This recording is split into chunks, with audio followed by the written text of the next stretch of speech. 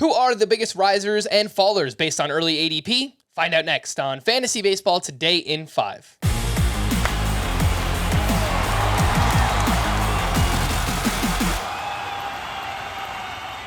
Welcome into FBT in 5. Today is Tuesday, January 3rd. I am Frank Sanford, joined by the Welsh. Make sure you follow him on Twitter at IsItTheWelsh. The top movers inside of the top 100 draft picks early on.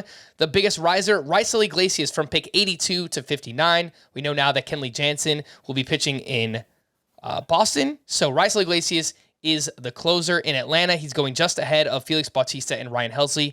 Do you agree with that, Welsh?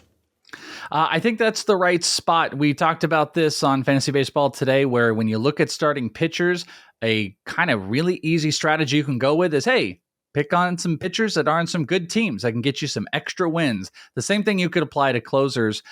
Felix Bautista with the Orioles has always done me a little bit Helsley, I really like. I think Iglesias and Helsley in the same spot are in a pretty good range. Early projections have 11 closers with 30 or more saves. Iglesias and Helsley both projected at 30. Bautista not projected at 30. So just putting that out there. All right, so we got some outfielders that are moving on up, and I think it's because they're listening to you, Welsh, because people do not want to miss out on the reliable outfielders. We've got 3 names here. Luis Robert going from pick 45 in November to 38 in December. Kyle Schwarber from 65 to 58, and Bryan Reynolds from 98 to 90. So 3 outfielders inside the top 100 on the rise. Do you agree?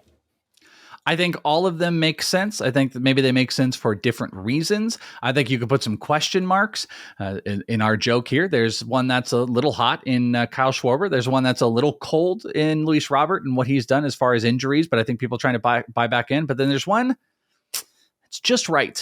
And it's Bryan Reynolds to me. He's coming at a really good value. And I think, people are starting to potentially look that he might get traded because he's requested a trade. I think we might have already forgot about that in all the madness that went on during winter meetings and just, the layover between when baseball really starts. That, if you were to put Bryan Reynolds on a team like the Astros or the Cardinals or the Braves or something like that, I don't think you'd be talking about him moving up from 98 to 90. You'd be talking about him moving up from 98 to maybe 75 or 70. This is a upper 20s home run hitter, close to the double-digit stolen bases, batting average, probably between the 260 and 280 range. And maybe you could tick up those run and RBI if you're on a really good team.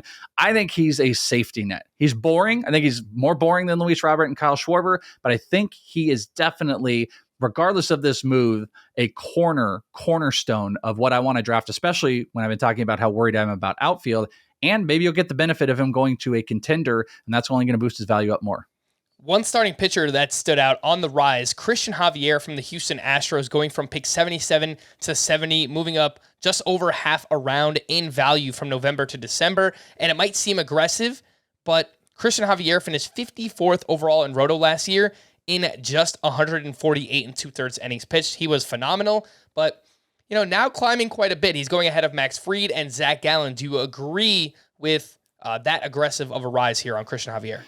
Yeah, I think people, what they're seeing is they're seeing what we got out of a short sample size and the value and what we could have more of. He finished really strong last year, had a 1.79 ERA in the second half, coming off of a 3.22 ERA. He had a better expected ERA than his actual ERA last year, and an almost 12K per 9. Walks were a little bit heavy, but you got great run support. You got the extra benefit of probably just walking into some more wins.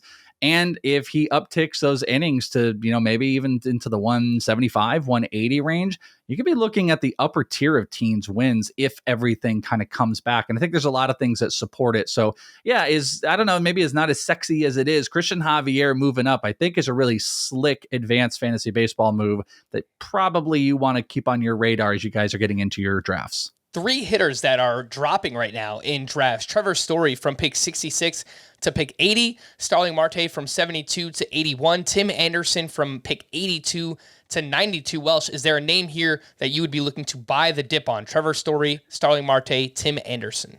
Well, I would say there's a name that Frankie Stampfl could throw out there, and we would both agree that it is Starling Marte.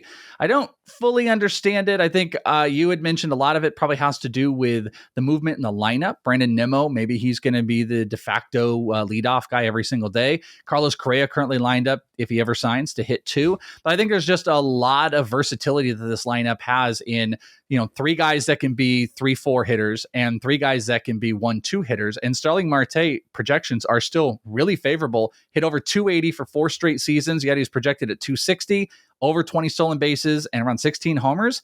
I'll take the shot on that if you're going to give me a discount. If there's any upside in a really great lineup, Starling Marte might look silly at that draft position when we get into April. I will point out, I agree with you wholeheartedly. Starling Marte, I think, is a good value right now. Trevor Story dropping 14 spots in ADP. I get it. First year wasn't great. Boston taking a step back here. He was still on pace for 25 homers and 20 steals over 150 games. So I still like that, especially from the second base position, which is pretty weak this upcoming season. For more extensive fantasy baseball coverage, listen to the Fantasy Baseball Today podcast on Spotify, Apple Podcasts, the Audacy app, or anywhere else podcasts are found. Thanks for listening to Fantasy Baseball Today in 5, and we'll be back again tomorrow. Bye-bye.